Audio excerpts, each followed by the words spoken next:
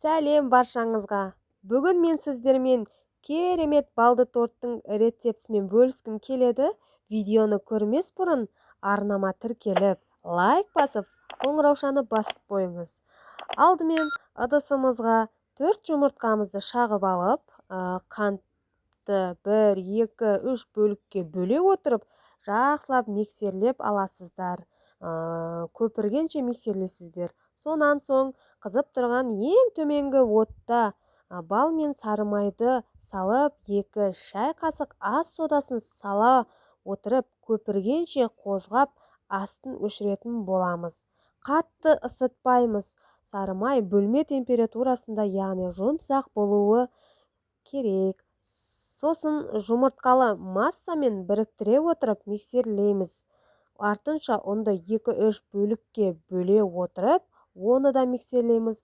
Осымен сұйық массамыз дайын, сұйық болуы керек.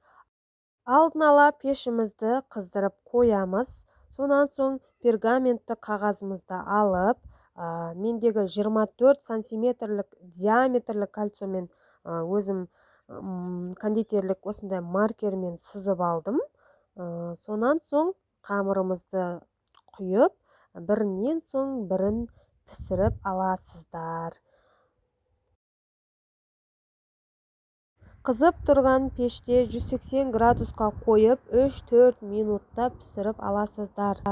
Айта кетейін, қамыры сұйық болады, ешқандай ұн сеуіп, оқтау істетіп, жайып жүрудің қажеті болмайды.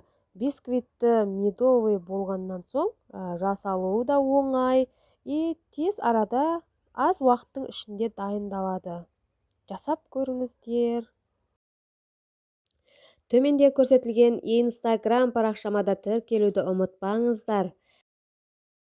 Instagram парақшамда да түрлі пайдалы ақпараттармен бөлісіп отыратын боламын. Тіркеліп алыңыздар. Пісіп шыққаннан соң корждары жұмсақ болып шығады. Дәмі де әдемі болып шығады.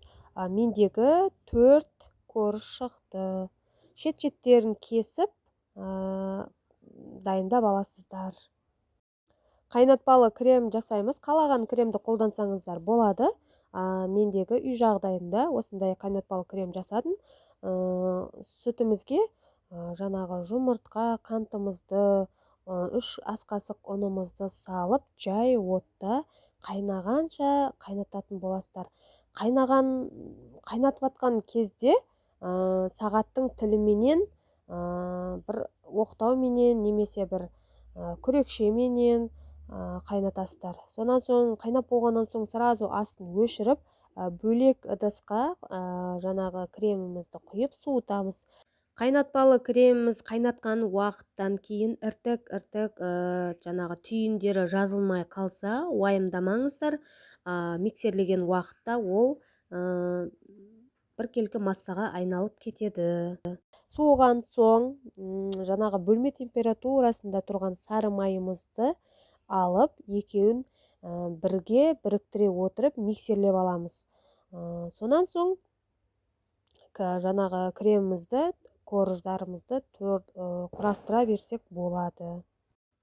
Қалаған кремді пайдалансаңыздар болады. Сметанный крем, осындай заварной крем, тағы да сливкимен тоже болады.